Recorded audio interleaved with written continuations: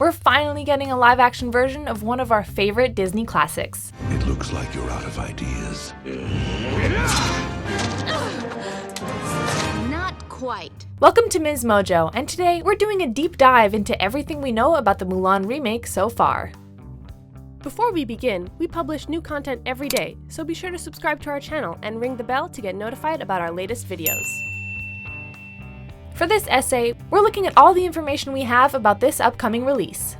For those who wanted to see a female lead in a Disney movie who wasn't a princess, the original Mulan was pretty much the best thing ever. You took away my victory! No! I did. At the time, it felt like a badass feminist story, and while it hasn't aged without receiving its fair share of criticism, it's still considered a favorite by many. The story is based on an ancient Chinese legend about the female warrior Hua Mulan. Of course, the House of Mouse took creative liberties with the classic tale, but the basic premise is the same. A young woman must disguise herself as a man and join the army to spare her elderly father from danger. We have excellent news! In March of 2020, fans will get to see the story play out on the big screen once again, but this time in live action. The premise will remain the same, but there will be some major differences in the story.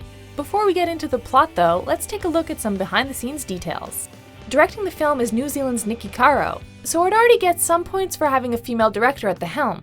While there have been women directing Disney films for a while, Caro has become the second to work with a budget of over $100 million, with Ava DuVernay being the first for A Wrinkle in Time.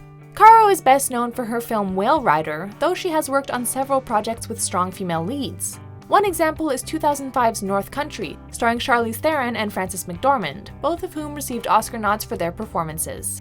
Clearly, hiring women to work on the project was a priority for Disney, because 3 out of the film's 4 writers are female.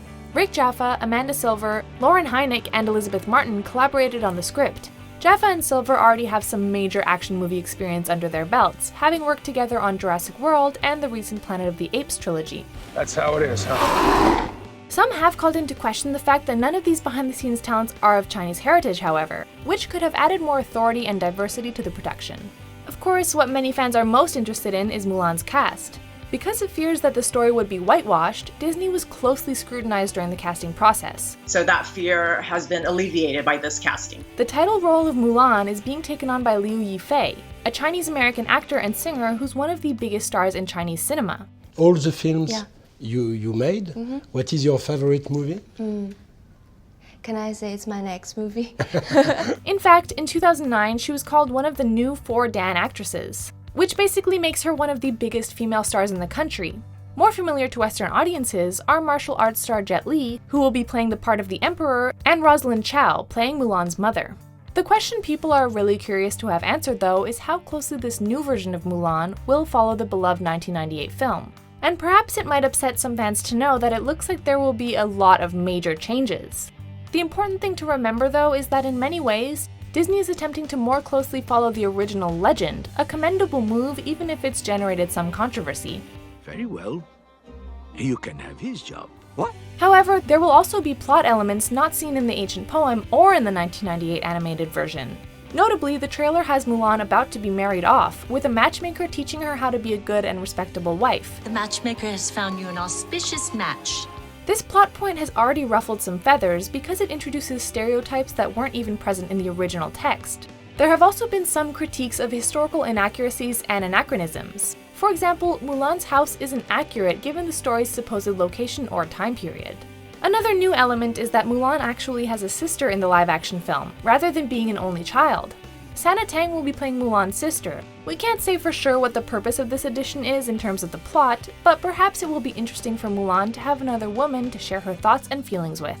An even bigger change is the story's principal antagonist. As we all remember, the terrifying leader of the Huns, Shan Yu, led the charge in 1998's Mulan. Go!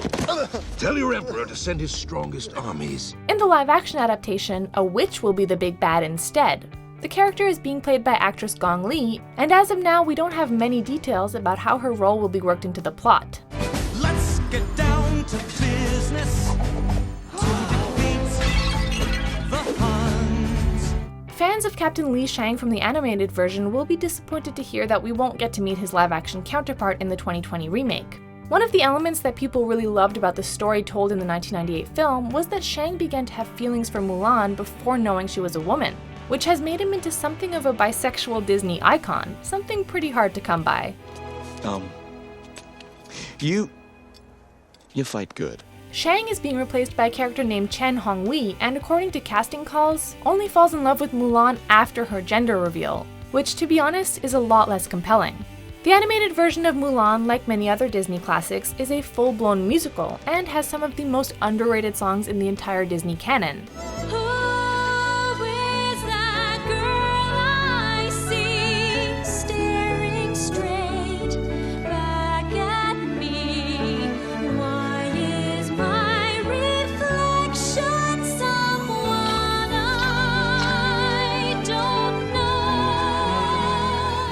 Hardcore fans absolutely love the original tunes from the movie, but it looks like we probably won't be seeing renditions of them in the upcoming live-action version.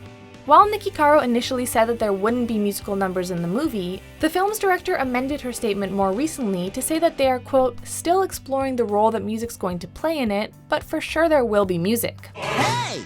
Think of instead a girl worth fighting for. People may be prepared to put up with a lack of musical numbers, but one thing they may not stand for is a no-show by Mulan's tiny dragon buddy Mushu. Oh! All right, that's it. Dishonor. Dishonor on your whole family. Make a note of this. Dishonor on you. Dishonor on your cow. As of now, things aren't looking good. Going by the trailer, it looks like this movie is taking on a more serious tone. So perhaps there isn't much room for wisecracking talking animals. My ancestors sent a little lizard to help me. Hey, dragon, not lizard. I don't do that tongue thing. While reports have said that Mushu will be part of the movie in some way, there's currently no casting news on who will voice the character, nor does he appear on the IMDb page for the film. To be honest, it's kind of unclear how he could possibly be incorporated, but hey, hopefully the people at Disney will figure out a creative way to keep the fans happy. Do you agree with our picks? Check out this other recent clip from MsMojo and be sure to subscribe and ring the bell to be notified about our latest videos.